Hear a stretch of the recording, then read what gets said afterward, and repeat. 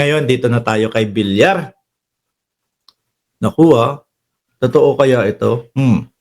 Kasi ang sabi ho dito, mga kababayan, ito ayan, Camille Villar. Hahainan ng show cause order dahil sa umano'y vote buying sa Cavite. Basahin nga natin yan. Grabe. Hindi na kinakaya siguro. Biruin mo, sabi, ang bali-balita ho, 1 bilyon na daw yung nagagastos ng mga Villar para po sa kandidatura ni Camille Villar na kapatid ni Mark Villar na hanggang ngayon po tahimik pa po samantalang nung panahon hindi pa bumabagsak yung tulay, maingay ho sila. Tatak Duterte itong tulay na to. Nung bumagsak na ho, iba na po ang may tatak. Si Bongbong Marcos na lang daw po ang may tatak. Hanggang ngayon ho, tahimik. Wala pang sinasabi si Mark Villar doon. Camille Villar hahainan ng show cause order dahil sa umano'y vote buying sa Cavite. Ayan o, balita ho ito ng balita. Di ba? Basahin natin mga kababayan. Baka uminit ang ulo ni Cynthia Villar. Ano ho? Inihayag ng Commission on Election o COMELEC committee kontrabigay nitong Martes, Abril 22 na hahainan ng show cause order si senatorial candidate Camille Villar dahil sa umano'y vote buying na kinasangkutan niya sa isang pagtitipon sa Imus, Cavite. Nakita umano ang presensya ni Villar sa isang aktibidad sa Barangay Buhay na Tubig sa Imus. Bibigyan daw si Villar ng 3 araw upang magpaliwanag sa naturang umano'y vote buying incident. Habang sinusulat ito, ay wala pang komento o pahayag ang mga Villar. Tingin ko ang gagawin lang nila dyan, pass. Huwag mong pasinin. Hayaan mo na yan. Kaso yung COMELEC ang humihingi ng paliwanag sa kanila. Mukhang hindi nila pwedeng baliwalain. Di ba kapag kaganyan yung mga vote buying, posibleng ma-disqualify yan? Ano po? Posible na ma-disqualify yan, mga kababayan, kapag hindi nila sinagot yan. Kasi yung sa mga taartits, kapag merong mga issue na mga ganyan, hindi lang ho nila sasagutin para mamatay yung sunog, para humina yung pag-uusap doon. Pero ito mukhang malabo ho, mga kababayan.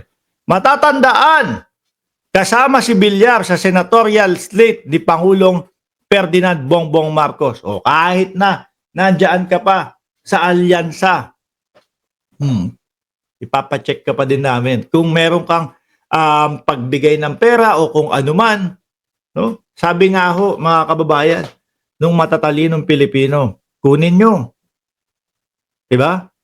Kunin nyo. Pero wag nyo iboto. Ako ho, isa sa nakikita ko na senyales, mga bossing, na mahina talaga ang kandidatura ng mga Villar o nitong si Camille Villar, dahil po doon sa umabot na sa tumalon Alam natin mga Duterte to, alam natin mga DDS itong mga Villar. Nakasuporta yan kay Duterte. Kaya nga sabi ko sa inyo hindi ako magto-12-0 sa alyansa. Hindi ako magto-12-0 sa alyansa, mga kababayan, kasi alam ko na meron dyan sa alyansa na pagka nanalo, ang gagawin niyang mga yan is sumuporta na hindi ma-impeach si Inday Sara Duterte. Pikit mata na yung mga yan. Pikit mata na yung mga yan na iboboto ko si Sara kasi kakampi namin to. Ganun na yan. Hindi na ho yan ibabase sa ebidensya. Ang dami hong ebidensya, mga kababayan Doon nga lang ho sa resibo, 1,200 at 1,299 na resibo.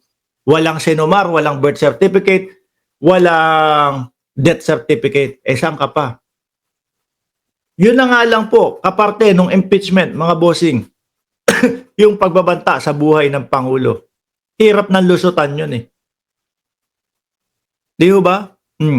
Pero, ang laging sinasabi nung PDP is, iboto nyo kami para hindi ma-impeach si Sara.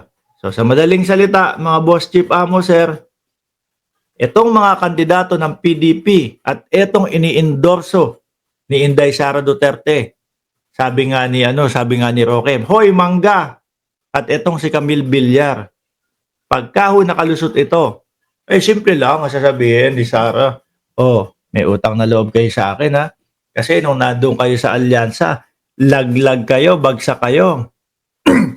Di ba? Laglag kayo, bagsak kayo. May utang na loob kayo sa akin ha. Kayo ang judge sa impeachment ko. Alam nyo na. Kaya, pikit mata. No sa impeachment ni Sara Duterte. Di ba? Simple, mga kababayan. Pero kaya lang, mukhang may kakaharapin si Camille Villar, mga bossing. Kailangan magpaliwanag. Ano ang paliwanag? At kung meron kayong video noon, i-send nyo sa akin, no? I-play natin dito pagka mamaya paggising nyo sa umaga, yung live natin ng umaga, i-send nyo sa akin. Nako, mahaba-habang paliwanagan to. Eto. Yung nanay naman, 'di ba? Si Camille Villar magpapaliwanag tungkol doon ho sa vote buying na sinasabi. Si Cynthia Villar naman nagpapaliwanag ho doon sa sinasabi ni Attorney Claire, mga kababayan. Na yung NFA, mga bossing, ay nawalan ng silbi, no, na ma-regulate po yung mga presyo ng mga ng bigas, etc., etc. No? Ngayon, hinihiling ng gobyerno na maibalik sa NFA yung pag-regulate to. Kasi wala, kawawa yung ating mga magsasaka. Biruin nyo naman, yung rice tarification law. Hanggang dito lang ang presyo ng bigas ninyo. Yung mga magsasaka natin, kaawa-awa ho, mga kababayan. Hindi nila maibenta ng presyong maayos at kikita sila ng maayos. Dahil po dyan sa rice tarification law, mga bossing. No? So ngayon, kapag ka ikaw magsasaka ka, ano gagawin mo? Isasaka ko, kunyari may 10 akong may 10 hektarya ako na kalupaan. Isasaka ko ba to o hindi? Tinatamad ako magsaka eh. Bakit? Wala eh. Tingnan mo, ang puhunan natin.